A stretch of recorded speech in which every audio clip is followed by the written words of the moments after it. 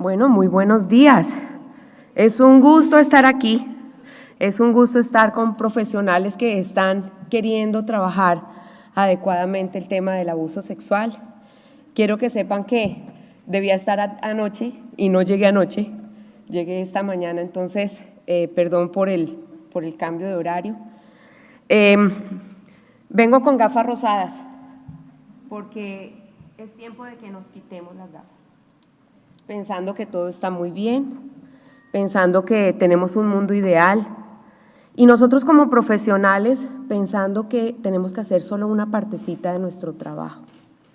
Yo quiero quitarme las gafas y ayudarles a ver el mundo desde las víctimas de abuso sexual, porque como bien lo dijo Melissa, aquí en el abuso sexual pues es como un gran paquete, pero tristemente cuando llega un niño a urgencias, no llega un niño abusado sexualmente, llega un niño violado. El abuso sexual ocurre por años, por meses, y nadie se da cuenta. O hasta que el niño lo dice, o hasta que después de una circunstancia específica, entonces ocurre una enfermedad de transmisión sexual. Entonces, yo quisiera que viéramos desde la víctima esto, porque cuando a nosotros nos pintan el tema y nos dicen, mire, vaya, denuncie, es deber denunciar, claro que sí, pero a veces nosotros nos enfocamos en el agresor y no es así. Yo quiero mostrarles cómo el abuso sexual es una situación de salud y el primer objetivo es cuidar al niño. Es una situación de salud que tiene unos elementos jurídicos, sí, o sea que tiene unas consecuencias jurídicas, pero lo primero es que es una situación de salud para el niño.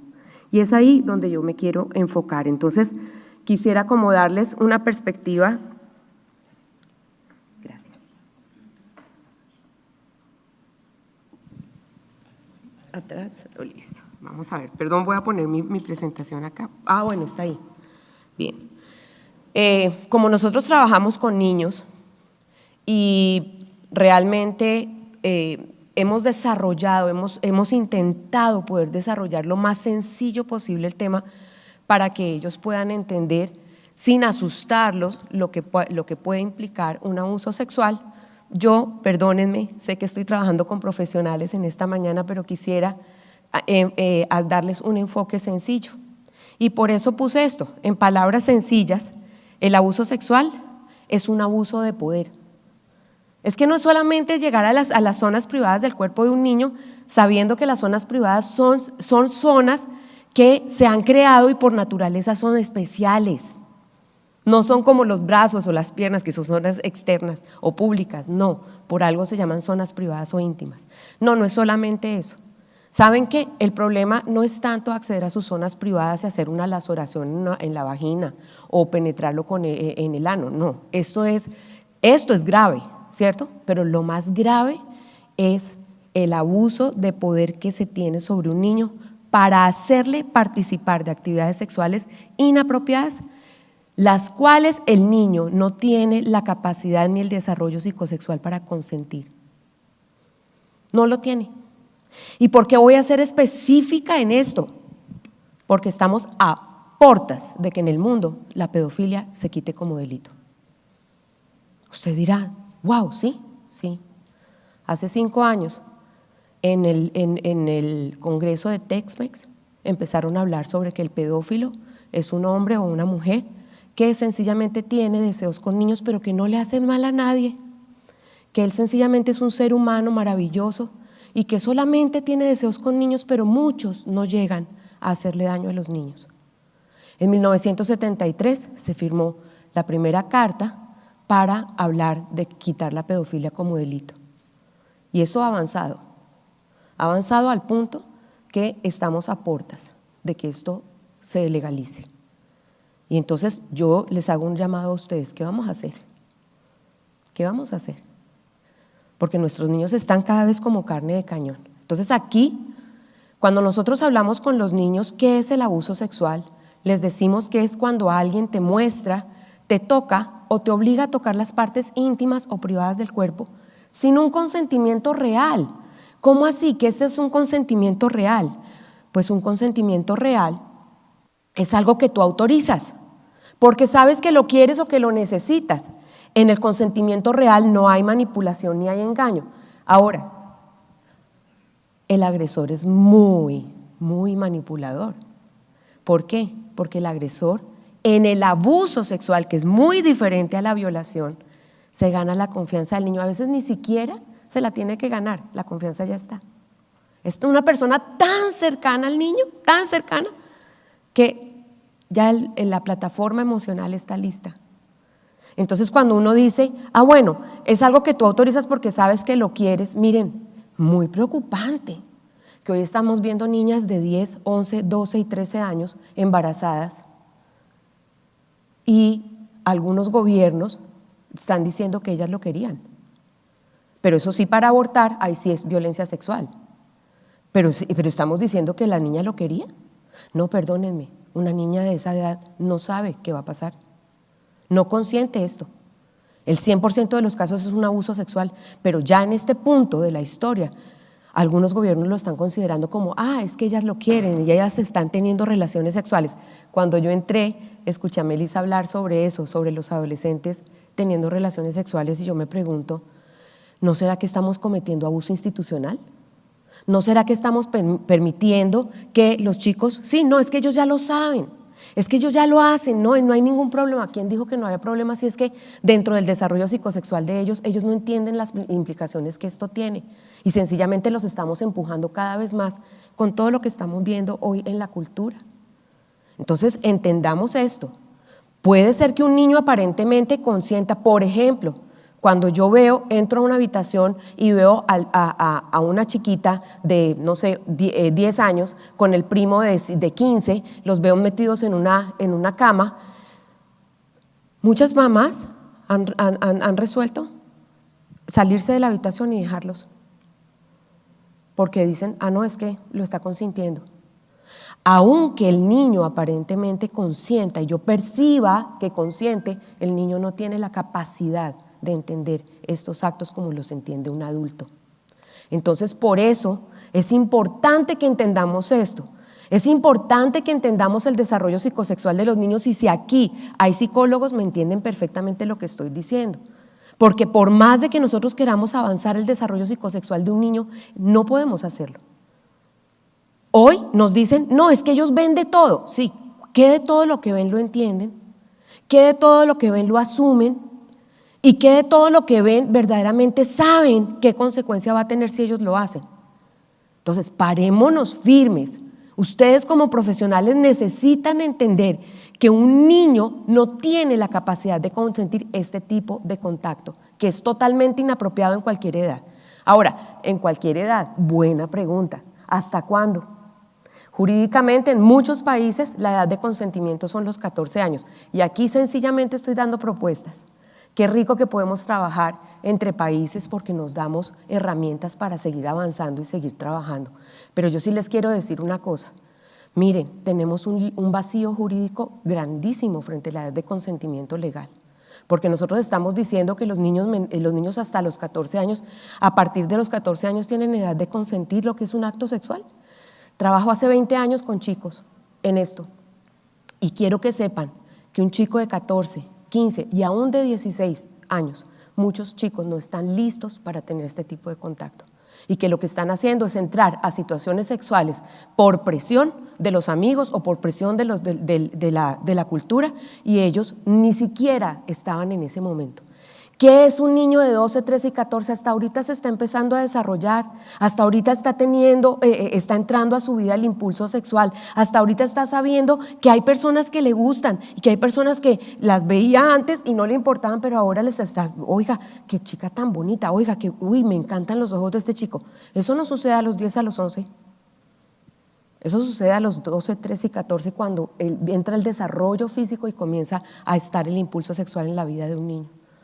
Entonces, tenemos de verdad que necesitamos seguir avanzando en esto y lo que estamos haciendo es que nos están quitando, cada vez está menor la edad de consentimiento legal y eso no puede seguir siendo así.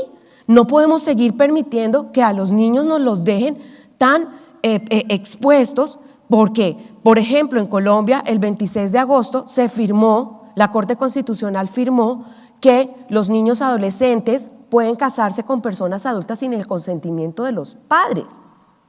Y yo digo, ¿hasta dónde vamos a correr el muro para que nuestros niños sean carne de cañón para todo adulto que se quiera acercar a ellos?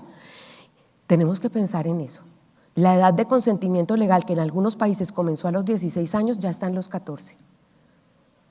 Y gravísimo lo que sucede en los adolescentes. ¿Por qué? Porque si cumple 14 años y ya es mayor de 14, entonces ya no tenemos forma de ayudarlo fácilmente. Porque aquí debe haber un consentimiento válido entre los adolescentes. Porque muchos adolescentes tienen mayor conocimiento sexual que otros y entonces los van manipulando y los van llevando a situaciones sexuales que no estaban listos para tener. Entonces, todo esto como profesionales debemos tenerlo en cuenta. Y si aquí hay personas que jurídicamente pueden aportarle al gobierno mexicano para entender esta realidad, miren, yo les animo a que ustedes se pongan a trabajar en esto en su país y empecemos a lograr cambios sustanciales frente al tema. Sabemos que la impunidad es altísima. En Colombia también. En Colombia la impunidad, a pesar de todos los avances que tenemos en prevención de abuso y tenemos organizaciones muy fuertes trabajando el tema de abuso, también avanzamos dos pasos y retrocedemos uno. Entonces, miren, por favor, yo sé que yo estoy hablándole a profesionales en salud. Yo sé que si usted está sentado allí como psicólogo o como psicóloga va a decir, ¿qué me estás diciendo de nuevo? Tal vez no le estoy diciendo nada nuevo, pero sí le estoy aseverando algo que muy probablemente usted está dudando. Y es que estas actividades, por su misma naturaleza, son impuestas a un niño o adolescente porque él no puede dar su consentimiento informado debido a su edad o a su estado de desarrollo.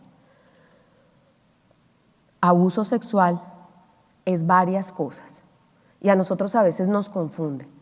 El abuso sexual puede darse como incesto en un contexto intrafamiliar, como abuso extrafamiliar, que generalmente lo comete un pedófilo, y como acceso carnal violento o violación. Déjeme hablarle de la diferencia. Porque es que cuando yo tengo a una persona que coge a la fuerza a la otra y tiene actos sexuales con ella, y esa persona ni quería, ni estaba motivada, ni sabía lo que iba a pasar, eso se llama un acto de violación. Me cogió, tuvo actos sexuales conmigo y yo me reconozco como víctima. Yo no quería esto, yo no quería que esto pasara conmigo, pero esa persona lo hizo. Eso se llama violación. Generalmente la violación, en el 100% de los casos, tiene penetración, anal, vaginal u oral. Pero el abuso sexual es otra cosa. Y miren, aquí sí los quiero meter de lleno y que salgan por esa puerta diciendo esto no es justo y esto se tiene que acabar. Porque el abuso sexual y la conducta abusiva, como lo dice el grupo Opciones, tiene una relación de por medio, tiene una relación que el niño valora, que el niño ama, que el niño siente que es una persona importante para él, que es una persona que le da cariño, le da regalos, que es una persona que tiene una plataforma emocional con él. Y ahí entonces el problema ya no es físico. El problema tiene causas y tiene consecuencias tremendamente graves emocionalmente. El grupo Opciones, que es un grupo en Colombia que trabaja este tema desde hace muchos años, como unos 30 o 35, que nos ha enseñado a muchos y nos ha entrenado en esto, dice que la relación entre el agresor y el niño no es solo sexual, va mucho más allá, por lo que no es fácil para el niño salir de esa situación. Si el abuso se descubre, el niño tiende a decir que fue una sola vez y generalmente no habla de su agresor. Él quiere que el abuso pare, pero él sabe lo que puede pasar con el agresor y por eso generalmente no da el nombre del agresor. Entonces, aquí vemos mucho más. Y esta conducta abusiva, además, es un proceso, no es un evento. Y es ahí donde le quiero llamar la atención a los médicos, porque ustedes reciben casos puntuales. Ustedes ven a un niño y realmente, accidentalmente ustedes, porque ustedes no tienen la posibilidad de acompañar a ese niño, entonces lo que ven es lo que ven en su consulta. Entonces ven a un niño no sé, con laceraciones en la vulva o en el pene, ven a un niño con alguna situación que se observa de una enfermedad de transmisión sexual y hasta ahí ustedes diagnostican. Pero miren, ¿cuántas víctimas no tienen absolutamente ningún síntoma? Por lo que decía Melissa, cuando llegan al punto de la penetración, que eso viene después de abusarlo muchos meses o años, cuando llega a ese punto, entonces generalmente las lesiones que se ven han pasado años de abuso. ¿Por qué? Porque la conducta abusiva es así. Primero el agresor gana la confianza y el cariño del niño. Normalmente se manifiesta con cosas ambiguas, como por ejemplo, ven, vamos a jugar, ven, vamos a bañarnos, vamos a nombrar las partes del cuerpo, ven, y empieza todo un proceso donde el agresor va avanzando. Si el niño no dice nada, si el niño no habla de lo que está ocurriendo, el agresor va avanzando. Y esto se da con el tiempo. Por eso quienes estamos entrenados en esto, cuando el niño nos dice, es que me tocó mi vagina, si la niña sabe apropiadamente los nombres correctos de las partes de su cuerpo, la vagina no es la zona externa, la vagina es un órgano interno. Entonces para nosotros es, hombre, ya la está penetrando. Pero si a mí me dice, no, es que me tocó allá abajo, mamita, ¿cierto? Allá abajo me tocó. Uno dice, solamente la manoseó. Todo es abuso. Porque es que aquí llegan y me dicen, doctora, no, es que la manoseó, la tocó, la expuso a pornografía, pero no la penetró, doctora, todavía no la ha abusado. O sea, nada, todavía nada. Estamos en proceso, por favor. ¿Cuántos años lleva abusándola? Y hasta que no la penetró, entonces no la abusó. Miren, este es el proceso. Inicia acercamientos sexuales. Miren, el tema de la seducción es un tema para los niños muy complicado. ¿Por qué? Porque nosotros los adultos entendemos lo que es la seducción. Yo siempre les pongo este ejemplo a todos los que pues he tenido oportunidad de llegar a ellos. El tema de la seducción es, miren, si yo como adulta estoy en mi casa colgando un cuadro y mi esposo pasa y me toca la cola, él me está seduciendo. Seguramente quiere algo conmigo en esa tarde, ¿cierto? Un niño no entiende eso. Un niño quiere que lo amen. Un niño entiende el cariño. Jamás el niño puede percibir situaciones sexuales como actos de seducción. No los entiende. No tiene la capacidad de entenderlo. Nosotros sí. Y por eso, cuando se inician acercamientos sexuales, no, eso lo está haciendo a través del juego, a través del cariño, a través de decirle, mira, es que así es como los papitos o los tíos o los abuelos o las abuelas, porque también hay abuelas agresoras o mujeres agresoras, ¿cierto? Se acercan a los niños para amarlos, esa es una manera como yo te amo. Ellos lo traducen todo en términos de amor, de cariño. Y entonces, en esos acercamientos, que pueden ser a través del juego, a través de manifestaciones de cariño del agresor al niño, entonces se instaura el abuso. Y el abuso, cuando se instaura, comienza a ser más complejo.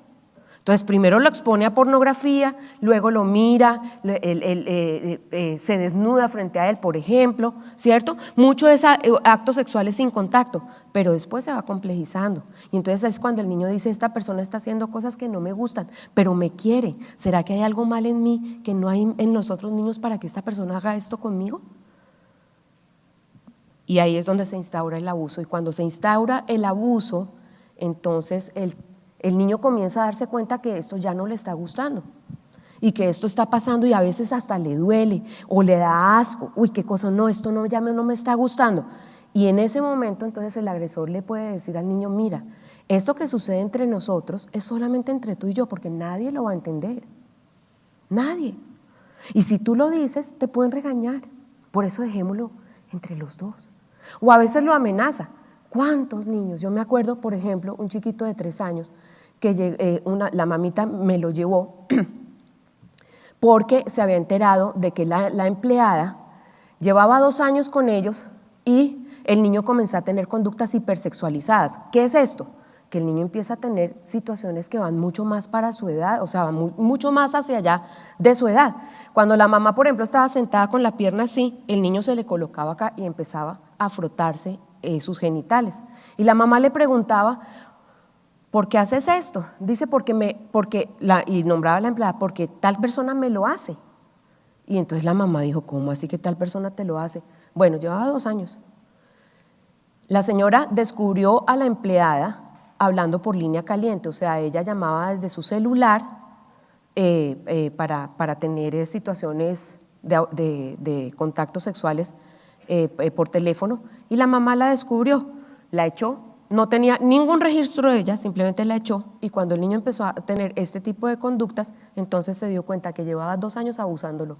Y como le decía, mira, si tú le dices a tu mamá, ellos vivían en un 3er piso de una casa, si tú le dices a tu mamá, yo te tiro por la ventana de esta habitación. Y ahí lo tenía amenazado. ¿Hasta cuando ella se fue, el niño comenzó a hablar. ¿Cuándo pasó eso? A los 5. ¿Cuánto llevaba abusándolo? 2 años. Pero no lo penetró. 2 años. Entonces, en ese punto, lo amenaza. ¿Por qué la amenaza? Porque es muy conveniente para el agresor. Porque el agresor amenaza para poder seguir accediendo al cuerpo del niño. Así de sencillo es. Y amenaza de muchas formas. Le quito el trabajo a tu papá, le quito el trabajo a tu mamá. Si tú hablas, te van a dejar en el cuarto más oscuro de la casa. Y obviamente eso para un niño es tremendo. O sea, imagínese a usted que sea un niño y le digan, no, es que te van a dejar, primero no te van a creer, te van a pegar y además te van a dejar en el cuarto oscuro de la casa. No, perdóneme, lo tiene absolutamente amedrentado. El niño entonces se convierte en culpable. Porque sí, es que tú estás permitiendo que esto suceda. Es que tú me estás haciendo a mí que yo haga esto contigo. Y todo la culpa es del niño, la culpa es del niño. Díganme un momento aquí, señores profesionales de la salud, si una persona que está bajo este esquema no tiene consecuencias emocionales, porque las consecuencias físicas al mes y medio ya no están. Mire, tan es así que nosotros estamos metidos de cabeza en cuanto a entender la conducta homosexual y la conducta trans. Y quiero decirles aquí, y de todo corazón lo digo y con todo respeto lo digo, pero miren, las personas que nos han dado el privilegio de acompañarlas porque no quieren sentir lo que sienten, el 100% de los casos que yo he visto han tenido un abuso sexual de por medio. O sea que esto no es por deseos, esto no es porque, es que la llaman la atención las personas del mismo sexo. No, señores.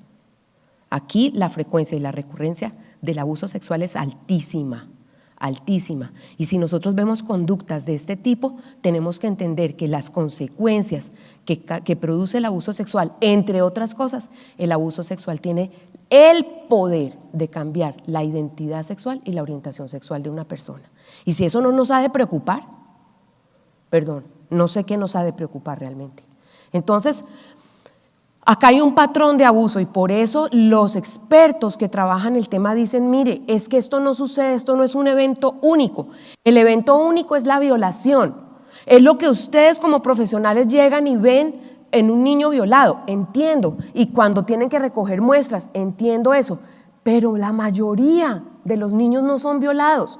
La mayoría de los niños son abusados. Que ustedes dentro de la fiscalía y dentro de la medicina vean casos y sean recurrentes, pero la mayoría no, y en este momento podemos decir que 1 de cada 4 niñas y 1 de cada 6 niños está siendo abusado sexualmente hoy. Eso es una frecuencia altísima, pero tiene un patrón. Miren, el patrón de abuso es este.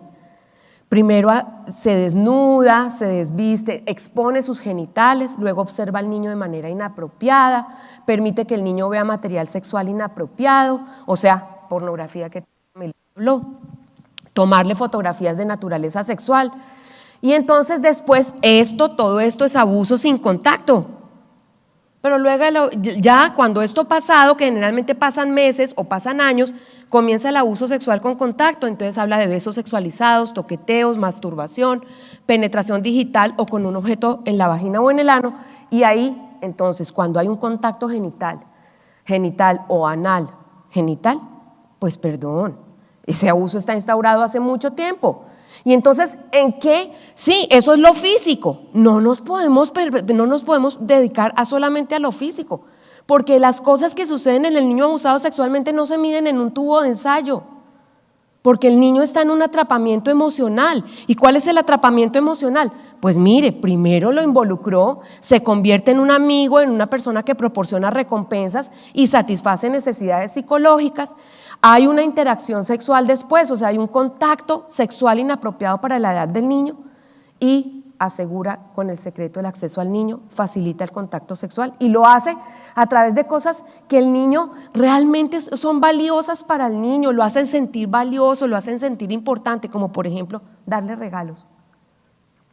Es que tú eres mi mejor hijo. Yo te amo más que los demás. Y entonces, claro, ¿qué está asegurando ahí? Que los hermanos sienten rabia de él por la envidia que sienten por el amor del papá y lo va aislando. Lo va aislando y lo deja solito para poder poder acceder a su cuerpo sin ningún problema. Y eso es el secreto. Pero entonces también hay una revelación. Y entonces cuando el niño ya ve que estos actos se vuelven complejos, que ya empieza a sentir asco, que ya no le gusta, que ya le duele, entonces comienza a revelarlo. La revelación accidental normalmente es la que ustedes como médicos ven. Esa es una revelación accidental. Una revelación intencional es aquella cuando el niño habla, mire, me pasó tal cosa, esto fue lo que yo viví. Y después de un evento precipitante, como por ejemplo que estamos en un campamento o estamos en un grupo y trabajamos campañas de prevención y el niño habla allí. Y luego entonces, ¿qué pasa con el perpetrador? No, él no se va a quedar diciendo, ay, sí, tienen toda la razón, sí, yo hice eso. Perdón. Él va a asegurar no ir a la cárcel, él va a asegurar que nada va a pasar, él va a asegurar que esa familia está supeditada a lo que él diga y por eso intenta socavar la credibilidad del niño. Entonces nadie le cree al niño y ese evento de que nadie le crea al niño es peor que el abuso, ¿saben? Por eso los psicólogos entienden esto muy bien. Cuando ustedes le preguntan a una víctima de abuso ¿qué fue lo más duro para ella? No, generalmente no es lo que pasó, es que no le creyeron y que fuera eso la juzgaron o lo juzgaron y que fuera eso le pegaron además y que era el tío maravilloso que cómo iba a hablar de ese tío. Y el tío dice, eso es mentira, ella lo que está diciendo es mentira. Entonces miren el atrapamiento tan tenaz. Los cuidadores niegan lo ocurrido, la historia del niño puede tomarse como una invención o fantasía. Miren, yo les ruego a aquellos psicólogos que son conductistas, por favor, no piensen que esto es una fantasía porque el niño no tiene la capacidad de entender cosas, hacer fantasías de cosas que le son lesivas. Él no hace ese tipo de fantasías. No hay fantasía en el abuso sexual, no la hay. Por lo menos pregunten, hagan preguntas abiertas y traten de investigar muy bien qué fue lo que ocurrió. Miren, tuve un caso de un niño en un colegio, estábamos trabajando, entre otras cosas, enseñar en sexualidad se convierte en un factor protector y estábamos trabajando el material de abuso de sexualidad que hemos desarrollado como un factor protector para prevenir el abuso sexual. Y un chiquito, estábamos trabajando la prevención de abuso en esa edad, yo lo llamé Juan Pablo porque quiero cuidar su confidencialidad. Y el chiquito, después de que nosotros trabajamos el tema, me buscó y me dijo, debe ser muy difícil para un niño eso que sucede, eso que usted nos contó, ¿cierto, teacher? Le dije, sí, es muy difícil. Y me dijo, bueno, mi papá algunas veces juega con mi pene y a mí eso no me gusta. Entonces yo le dije, ¿quieres contarme más? Me dijo, sí. Yo me siento muy incómodo con que mi papá juegue con mi pene, pero no puedo decirle nada porque yo a él le tengo miedo. Ok. Entonces, trabajamos lo que Melissa les dijo, escucharlo, dejar que él hable, ¿cierto? Hasta donde quiera hablar, no hacerle preguntas que vayan induciendo su versión, sino siempre hacer preguntas abiertas. Y le dije, dentro de todo lo que hablé con él, le dije, mi amor, ¿tú me permites hablar con alguien que pueda ayudar para que esto pare? Porque esto tiene que parar, eso está mal. Y yo necesito hablar con personas que me ayuden para protegerte a ti. Y él me dijo, pues lo único que, yo no quiero que hables con mis papás, pero yo sí que quisiera que hablaras con la psicóloga del colegio porque ella sabe. Entonces fui a hablar con la psicóloga del colegio y me dijo, sí, no, eso es una invención, eso es una fantasía del niño. Yo le dije, sí, cuénteme un poquito más. Me dijo, sí, es que nosotros ya tuvimos a la mamá acá y la mamá negó todo, dijo que cómo es posible que el niño esté hablando de eso. A ver, ¿qué razones tiene la mamá para decir que ese es el agresor si depende económicamente de él? Perdóneme, la mamá tiene muchas razones para negar lo que el niño está diciendo. Entonces, por favor, no, el niño no va a fantasear en cosas que le son lesivas. Y pueden ejercer presión para que el niño se retracte. La mayoría de las familias, cuando hay un abuso sexual de por medio, un incesto, generalmente hacen y quieren que el niño se retracte. ¿Por qué? Porque eso crea un problema en la familia gravísimo. Entonces, miren, por favor, váyanse con este dato. 2 de cada 5 niños y niñas se pueden retractar. La versión más pura es la primera, porque de ahí en adelante, la reacción del papá, la reacción de la mamá, la reacción del agresor, generalmente los hace retractarse. Y menos de la mitad lo revelan primero a sus padres. Los papitos no son aquí. Nosotros quienes estamos con ellos, los maestros, los maestros de escuela dominical, los profesores, somos los que recibimos estos casos, no los papás. Porque cuando un papá recibe o una mamá recibe esta situación, si no está entrenada para hacerlo, mire, el quiebre familiar es tremendo. Generalmente no lo hacen. Entonces, los profesionales de la salud deben tener cuidado de hacer generalizaciones. Esa es otra cosa, ¿no? Entonces, como les llegan tantos casos de violaciones, ¡ay, uno más! No, nunca piensen así. Perdónenme, por favor. Si de algo ha de aportarles esta charla a ustedes como profesionales es no cojan esto como si fuera normal o como si fuera una generalidad. Cada caso de abuso es único y cada niño que está siendo sometido a esto va a ser una vida que va a ser una vida quebrada, si no se le ayuda. Y eso es lo que ustedes se tienen que llevar, comprometerse con los niños. Usted dirá, pero en una consulta de 15 a 20 minutos, mire, en esa consulta de 15 a 20 minutos, usted como médico y como profesional de la salud tiene 20 minutos para hacer una historia importante, una historia detallada, una historia para hacer preguntas importantes que hagan que el evento quede registrado y quede registrada la mayor cantidad de datos importantes que pueden ayudar al niño en su restablecimiento de derechos. Y que además, sí, esto tiene un componente jurídico porque hay que hacer algo con el agresor. Sí, que por lo menos en Colombia, por ejemplo, su versión en este momento no es prueba reina. O sea, no es la única cosa que se puede tomar para meter a un agresor a la cárcel. Tienen que haber otros elementos. Y está bien, pero entre mejor se haga ese diagnóstico, que no, miren, generalmente ustedes dicen, no, es que hay que hacerle una prueba ginecológica. Miren, aquí yo quiero decirles una cosa. Generalmente por protocolo le hacen a los niños abusados sexualmente pruebas ginecológicas y eso es muy duro para el niño, muy duro. No estoy diciendo que se quite, pero ojo con los casos, porque si un niño viene violado, bueno, una prueba ginecológica, tenemos ahí herramientas, como decía Melissa, tenemos semen, tenemos saliva, tenemos herramientas para poder proceder. Pero en un niño abusado sexualmente usted no va a ver ningún indicio físico. Y entonces es una revictimización cruel. Y ahí es donde nosotros tenemos que discernir qué hacer con el niño, porque el hecho de que el protocolo esté, no, es que aquí tenemos que hacer la prueba ginecológica. Miren, en Colombia el niño tiene todo el derecho a decidir si se le hace o no se le hace esa prueba, porque hay que tenerlo en cuenta. Y ahí es donde mi propuesta, gracias por haber avanzado hasta aquí, pero vamos a tener más en cuenta al niño. Vamos a tener mucho más en cuenta al niño porque aquí lo importante es hacer una historia, no necesariamente física, sino una historia que nos pueda permitir tener la mayor cantidad de detalles posibles de lo que es la versión del niño. Entonces, otras cosas que ocurren que los médicos de golpe no ven o no están, entendamos algo, profesionales. El abuso sexual es algo que yo aprendo cuando me meto en el tema. A los profesionales en psicología y en medicina les dan algo, sí, pero son bases. Hay que meterse, hay que entender la dinámica, hay que entender el problema y para eso hay que estudiar, hay que meterse, hay que especializarse. No le estoy pidiendo que se especialice, pero mire, yo sí creo que si a usted le están llegando varios casos de estos, usted tiene que saber más.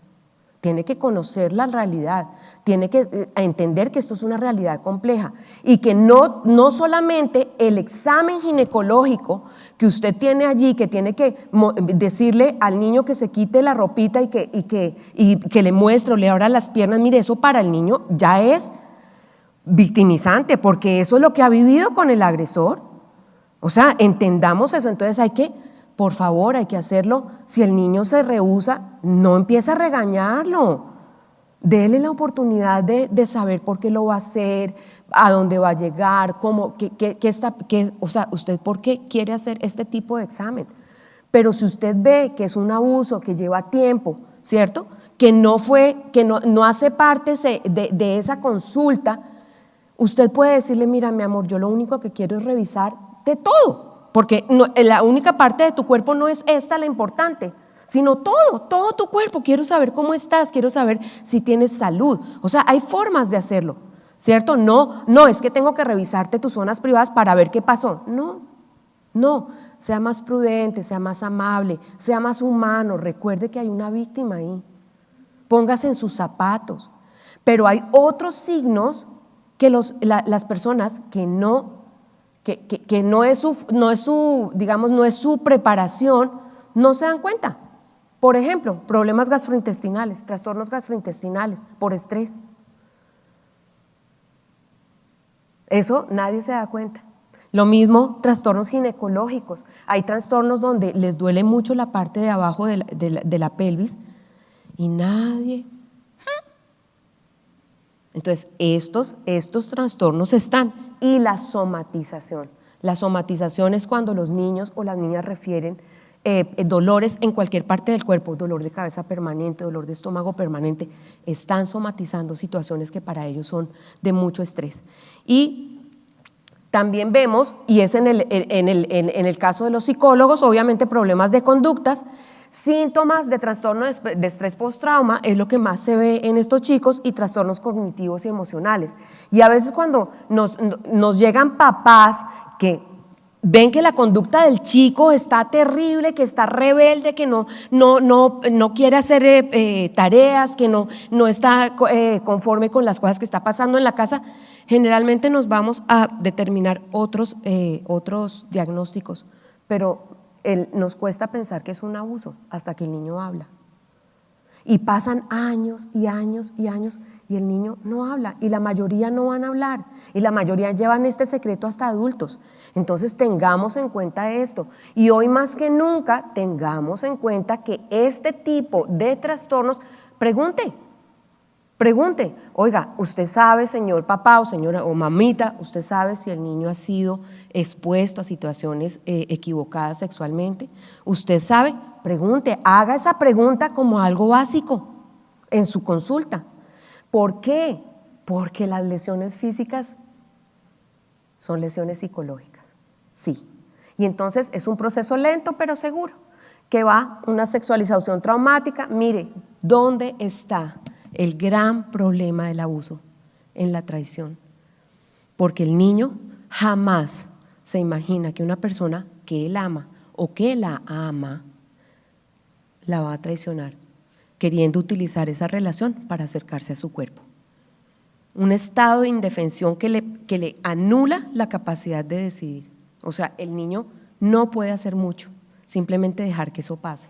Y obviamente sentirse estigmatizado. ¿Y qué hemos encontrado en los niños cuando esto pasa y cuando son abusos crónicos? Es que debe haber algo mal en mí, que no está mal en otros, por eso esta persona hace conmigo esto, porque debe haber algo mal en mí. Este hombre, me quedan 15 minutos, mire, yo quisiera que ustedes, después de que salgan de acá, busquen en internet a Walter Heyer. Ha sido una de las personas que ha levantado su voz en el mundo transexual. Y él dice, estamos fabricando niños transexuales hoy, porque la transexualidad tiene causas. Él tiene una página que se llama Sex Change Regret, y en donde ayuda a las personas que aún han hecho transición con cirugía y quieren volver a detransicionar y ya, pues, sí, claro, pueden volver a detransicionar, él detransicionó, él cirugía se hizo también. Y dice, en el 100% de los casos, cuando yo pregunto, ¿qué pasó en tu vida para que tú no quieras ser lo que eres? En el 100% de los casos le dan una razón. Escúchenlo. Es muy interesante, porque él ha sido una de las personas que transicionó no estaba conforme con su cuerpo producto de que la abuela a los 4 años le puso una faldita de chifón y le dijo lo lindo que se veía con esa faldita de chifón. A los 9 años fue abusado sexualmente por un tío repetidamente, y cuando habló con sus papás y les contó que estaba siendo abusado por su tío, no le creyeron y lo regañaron. Y entonces él dice, qué buena forma de empezar la vida, ¿cierto? A los 4 me hace mi abuela pensar que yo, en mi condición de hombre, no soy tan lindo como cuando me pongo un vestido de mujer. A los 9 me abusan sexualmente y cuando voy a hablar no me creyeron. Esas son sus razones. Entonces, voy a avanzar un poquito porque me quedan 13 minutos. Ya les hablé, hay varias consecuencias, pero la que más me preocupa es esa, que nosotros estamos viendo muchas conductas sexuales, ¿cierto? Y decimos, ay, es que le gusta, ay, es que él quiere ser así. ¿Sí? Vayamos a sus historias y veamos si realmente esto es así. ¿Qué es lo que hacen las víctimas? Evitar el dolor. Y para evitar el dolor pasan muchas cosas. Aún, cambiarse de sexo, ¿sí? ¿Sí? Ahora, no estoy metiendo a todos en un paquete, no, pero sí puedo decirles que esta recurrencia en el abuso, sí hay muchas conductas diferentes a ser hombre o a ser mujer o a ser de una orientación sexual específica, producto del dolor del abuso. ¿De qué depende el impacto del abuso? Pues varias cosas, de la cercanía de la relación con el agresor, de la reacción ante el descubrimiento, de la frecuencia y el tipo de abuso, el uso de la fuerza o la violencia física, el número de agresores, porque generalmente cuando el abuso comienza desde muy temprano, ¿qué es lo primero que pasa en el niño? Que se caen todo lo que él ha construido de respeto, que sus padres le han ayudado a construir de respeto hacia su cuerpo, es como si se cayera. Y entonces sí, las víctimas refieren que, no, es que a los 4 me abusó un tío, a los 7 me abusó otro tío, a los 9 me abusó el vigilante de la cuadra. Y sí, hay una revictimización en muchos casos. Y obviamente los mecanismos de apoyo que tuvo ese chiquito o los mecanismos de afrontamiento y la personalidad resiliente, que es esa capacidad que tenemos los seres humanos de vivir el evento traumático, pero poder resignificarlo y poder aún ser mejores después del evento. Y cuando hablamos, por ejemplo, de contextos de fe, ahorita me refiero a esto. Cuando nosotros en los contextos de la fe no le creemos a la víctima, el contexto de la fe se vuelve un problema también. Se vuelve un problema. Entonces, aunque el abuso sucede en algunas oportunidades, la vivencia de ser abusado está presente todo el tiempo. Es como si para esa víctima la vida se le hubiera congelado en el tiempo. Y ella recuerda todos los días. Es una cosa increíble cómo ese evento la dejó congelada en el tiempo. Y entonces, ya que la víctima carga con una serie de preocupaciones respecto al agresor, a la familia, al futuro y a enfrentar su mundo día a día. Voy a avanzar un poquito porque ya todas estas cosas… ¿Sí? Bueno, es que quiero mostrarles, quiero llegar a un punto y es cuando el niño habla, ¿por qué es tan importante el testimonio? Miren, Esto que van a ver aquí es un estudio que se hizo. Uno dice las comunidades de fe, la comunidad de fe es una comunidad terapéutica donde van todos los heridos. Todos los heridos. La gente dice es que las iglesias deberían ser diferentes. ¿Perdón? ¿No? ¿Por qué? Si es el mismo ser humano que usted como yo y yo que vamos heridos para acercarnos a Dios, para acercarnos a su palabra, para hallar reposo en su palabra y hallar respuesta a muchos interrogantes que los seres humanos tenemos, especialmente quienes hemos vivido situaciones de crisis muy fuertes. Entonces no nos pueden decir que somos angelitos porque nadie es de angelito, perdón. Pero sin embargo, fíjense que el concepto es que los que están en las comunidades de fe pues se creen, no sé, raros, ¿cierto? Pero no. Miren, este estudio fue hecho en 80 comunidades de fe con adolescentes entre los 12 y los 30 años. Hicieron un estudio en el 2001 y lo volvieron a repetir en el 2011. Una muestra interesante porque en el primer estudio más o menos trabajaron con 2.030 jóvenes y en el segundo trabajaron con 2.100 jóvenes. O sea, es una muestra interesante, no es cualquier estudio. Y frente a las preguntas, ¿por qué para nosotros es tan relevante esto? Porque cuando hablamos de víctimas de abuso sexual o que fueron abusados, ¿cierto? Y estamos hablando de la conducta homosexual. Y aquí vemos, la pregunta fue, ¿tienes miedo a ser homosexual? La respuesta fue, los que no fueron abusados sexualmente, el 20%, pero los que fueron abusados sexualmente sí tienen miedo de ser homosexuales, y es el 31%. ¿Por qué? Se repitió en el 2011 y miren la respuesta. Voy a explicarles por qué.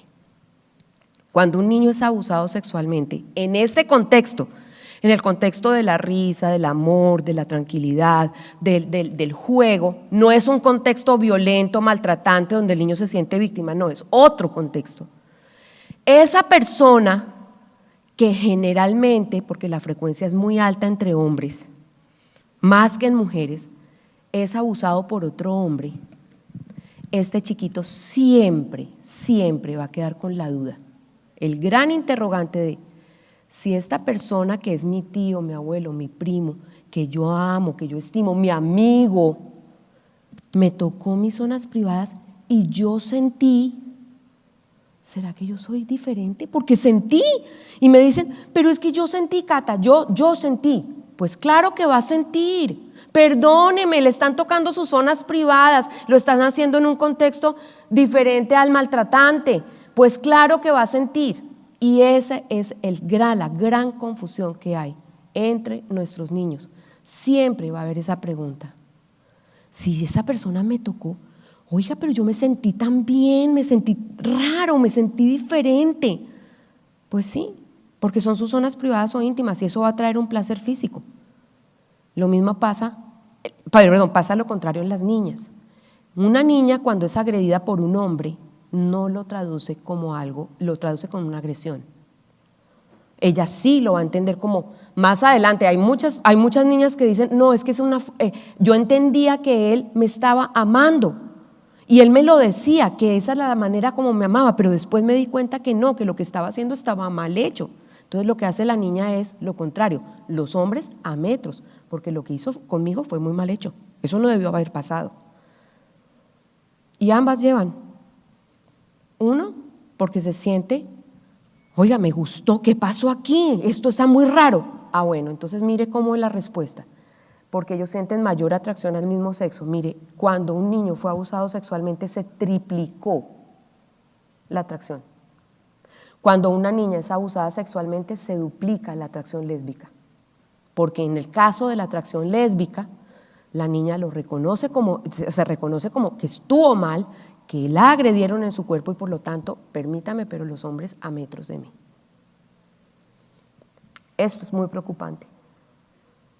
Y perdónenme, yo sé que en este momento de la historia yo me puedo meter en problemas por hablar de esto, pero quiero que lo sepan. Quiero que sepan esta verdad, porque ustedes como profesionales de la salud deben ir un poco más allá, deben entender las situaciones que viven los niños. Hay muchos niños que están muy confundidos y perdónenme, si no los educamos en sexualidad, entonces ¿qué les queda? ¿Cómo hacen los niños para entender que esas zonas privadas o íntimas nadie las toca? Nadie. Sus papitos pueden ayudarlos mientras están chiquitos, pero nadie las toca y hay que protegerlas y hay que cuidarlas. ¿Cómo? Si no los educamos. Miren, la batalla aquí está en la educación. Hemos tenido por años, por décadas, cursos de educación en sexualidad que hoy están bajando como cursos de sexualidad integral y lo que están haciendo es hipersexualizarlos, llevar a pensar a niños que no tienen la capacidad de entender cosas que van mucho más para su edad y lo que están haciendo es hipersexualizarlos. ¿Por qué no los educamos? Entendiendo que ellos tienen un desarrollo psicosexual y que tienen una inocencia que hay que cuidar. ¿Por qué no educamos de esa manera? ¿Por qué estamos siguiendo el patrón de siempre, de hace décadas? En Colombia llevamos 54 años enseñando así. Y entonces no vemos la relación que existe entre lo que estamos educando y el abuso sexual, pero hay una relación totalmente clara.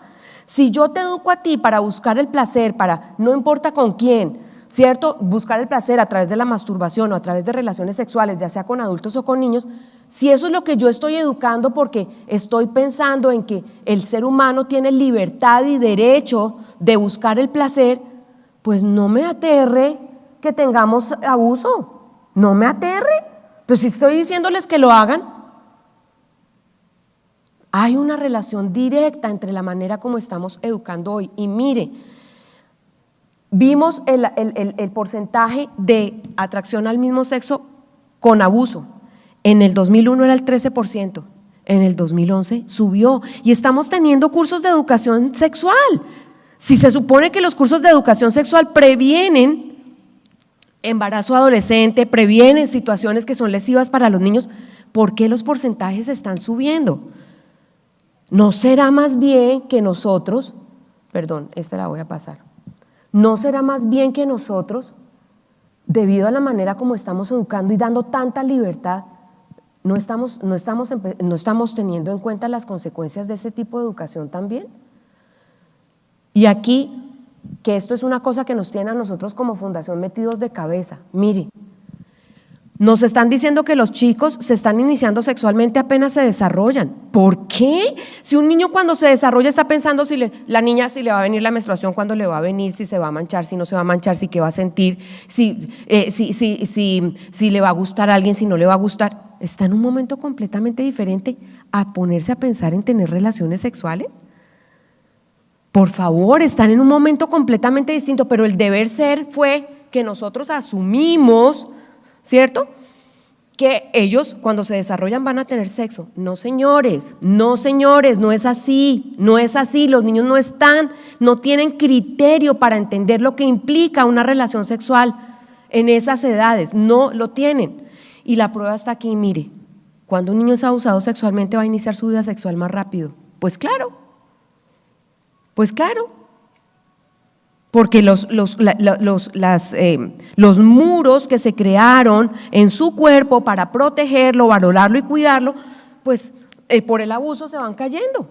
Y entonces para el niño es muy difícil entender y discernir si eso está bien o está mal hacia su cuerpo. Y generalmente lo que hace es, bueno, pues si todos lo hacen y si todo el mundo está ahí, pues entonces yo también.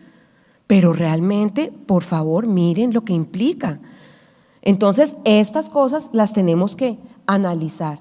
Ahora, cuando hablamos de hacer preguntas abiertas, miren, tenemos que ir más allá en las preguntas. ¿Por qué? Porque usted como profesional debe, cuando tiene a un chiquito allí, el chiquito no le va a decir, mira, ¿sabes qué? Es que yo quiero que sepas que yo fui abusado sexualmente. Eso no lo hace un niño así.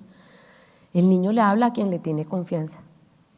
El niño no va a llegarle a un profesional que ve solamente una vez en la consulta. Tiene que estar muy, pero muy emocionalmente muy mal para contar su abuso así. Generalmente se lo cuenta a una persona con la que siente confianza. Pero usted como adulto profesional sí puede hacer preguntas abiertas que pueden darle indicios y puede ayudarle a ir mirando qué pasa. Y cuando nosotros hablamos de la sospecha, por ejemplo, nosotros hablamos de conversar con los vecinos, los conocidos por el niño y la familia. Sí, porque a veces nosotros hay espacios en los cuales hay personas como yo que están en espacios donde podemos hacer esto. Los profesores del colegio, por ejemplo, cuando ven síntomas o indicadores de abuso, que tiene que conocerlos, porque toda persona que trabaja con niños tiene que conocer indicadores de abuso, puede hacer preguntas abiertas. Conversar con el niño también. Ahora, ¿qué preguntas? Permítanme un momentico. Podría ser, esto lo dijo Melissa, por eso no voy acá. ¿Qué tipo de preguntas podemos hacer para buscar más información? Pero de manera espontánea. Yo no puedo decir, oye, ¿será que tú estás siendo abusado sexualmente? ¿Alguien te está tocando tus partes privadas? No haga nunca eso, porque usted ahí está dirigiendo una investigación, usted no está llamado a hacer eso. Pero sí puede hacer preguntas como, ¿cómo es tu casa? Cuéntame cómo es tu casa. ¿Cuáles son los espacios de tu casa? ¿Con quién duermes? ¿Duermes solito? Eso es un mapa de camas. ¿Duermes solito? ¿Con quién duermes? ¿Cómo es tu papá? ¿Cómo es tu mamá? ¿Cómo es tu relación con ellos? Cuéntame un poquito cómo es tu relación con ellos. ¿Cuáles son las preguntas abiertas? ¿Qué, cómo, cuándo, dónde? Esas son preguntas abiertas que van a darle la posibilidad al niño de no responder sí o no, sino que pueden hablar, tiene de manera espontánea la posibilidad de hablar. ¿Qué es lo que más aprecias? ¿Cómo te relacionas con tus amigos? Por ejemplo, cuando yo pregunto a un adulto, ¿cómo has notado a este chiquito últimamente? Cuéntame un poquito, ¿qué ha pasado con este niño? Tú lo conoces. Y entonces yo doy la oportunidad de que me hablen del niño. ¿Qué preguntas entonces al niño? ¿Cómo estás? ¿Cómo te ha ido? ¿Con quién vives? ¿Qué es lo que más te gusta de tu familia?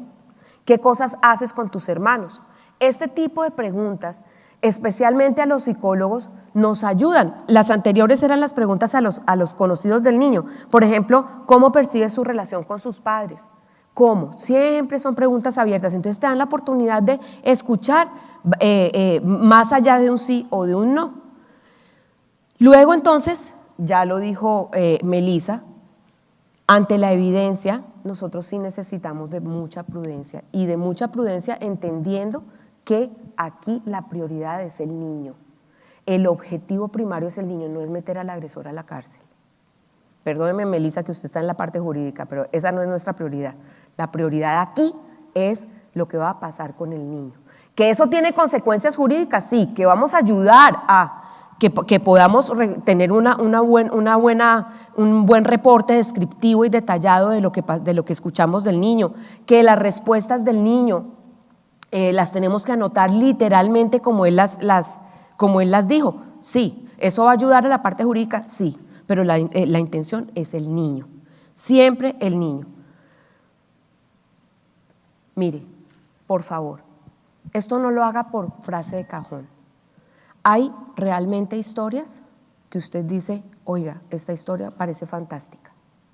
Mire, yo he escuchado unas cosas que uno dice, de verdad esto es salido de los cabellos, o sea, es increíble la perversidad humana, es una cosa loquísima. Pero mire, el principio para usted y para mí como profesionales es creerle al niño. Ah, pero es que hay niñas de 13 años que han dicho que su agresor era el papá y resulta que no fue el papá y lo metieron a la cárcel. Y entonces, a ver, momentico, ahondemos en la historia, hagamos más preguntas. Y se van a dar cuenta que el papá, por ejemplo, la abusó por muchos años, pero no la penetró. ¿Quién la penetró? El primo.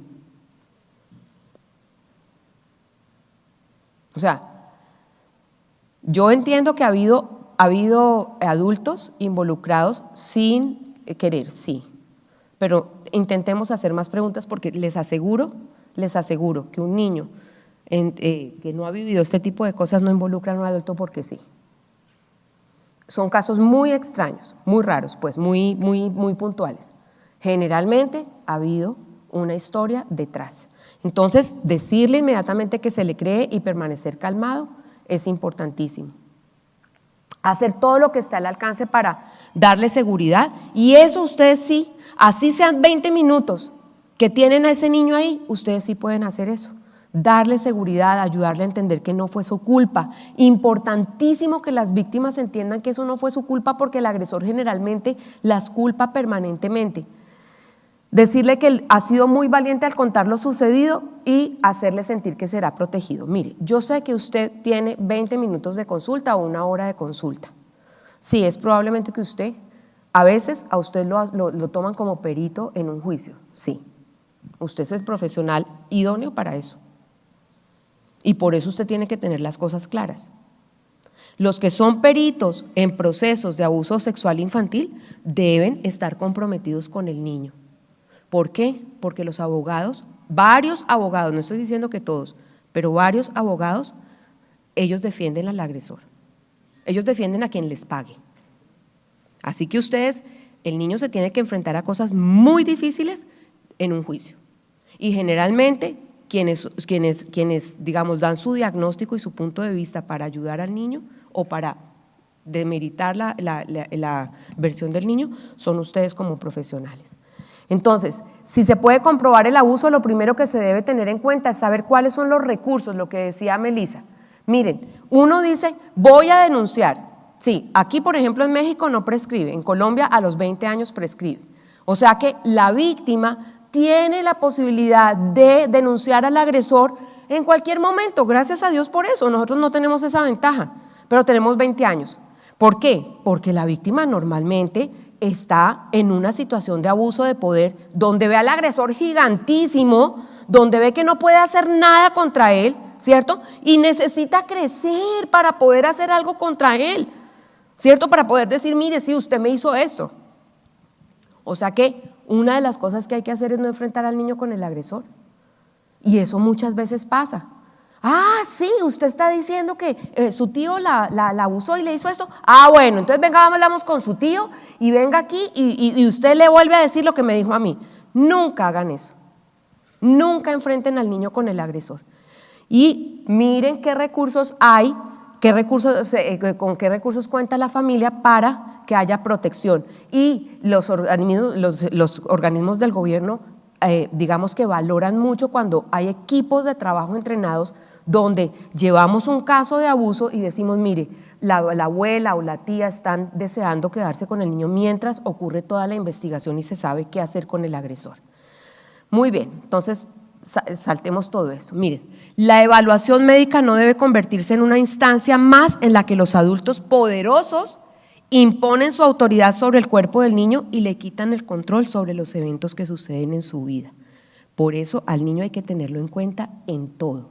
Si la historia médica y el examen no son realizados de una manera amable y con conocimiento, el proceso mismo puede percibirse como algo amenazante e invasivo. Y entonces aquí, nosotros por ejemplo en Colombia hemos hecho muchos esfuerzos porque al niño solamente se le tome una versión, solamente se le haga una prueba, o sea, todo lo que se necesite esté en un mismo lugar para que el niño no tenga que ir a la fiscalía, a medicina legal, a bienestar familiar y a todos les tiene que decir su versión. Eso se llama revictimización. Necesitamos como países avanzar en esto. ¿Por qué? Porque esto es una revictimización, esto para el niño es muy, muy difícil, muy difícil. Y entonces quiero hablarles de algunas consideraciones frente a la entrevista forense. Nosotros, los profesionales, no podemos hacer una entrevista forense, podemos hacer preguntas abiertas. ¿Quién hace la entrevista forense? Mire, me queda 1 minuto y medio y termino con esto. ¿Quién hace la entrevista forense? La hace una persona que está entrenada para hacerlo. En cámara de GESEL probablemente, ¿sí? No nos corresponde a nosotros, pero sí nos corresponde entender que toda pregunta, que todo acceso al niño tiene que ver con el niño. Entonces miren, el Consejo Superior de la Judicatura en Colombia ha dicho que al menor víctima de este delito hay que tenerlo en cuenta en todos los actos que lo afecten.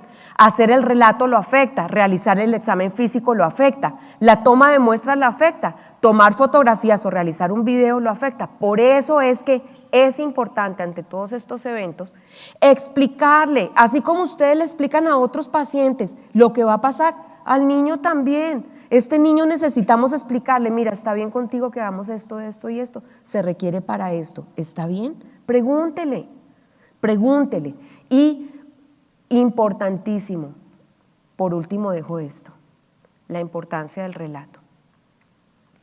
Miren, la revelación de un niño es un evento único, cuando la víctima está contando su experiencia, es y debe ser considerado un momento único y por ello es imperativo que sea escuchada de manera urgente. Por eso es tan importante que es una obligatoriedad para las clínicas y los hospitales recibir a los niños en ese momento por encima de los que vienen detrás o los que están primero. Ojalá intervengan el menor número de personas y ojalá con el menor número de desplazamientos y lo más importante es que se haga ya. La importancia del relato, no del examen físico, no de lo que se va a hacer con el agresor, no de la prueba que se va a recoger, es el niño. Y con esto cierro. Gracias por permitirme estar en este espacio. No sé si va a haber tiempo de preguntas, pero ya se me acabó el tiempo para poder continuar. Muchas gracias.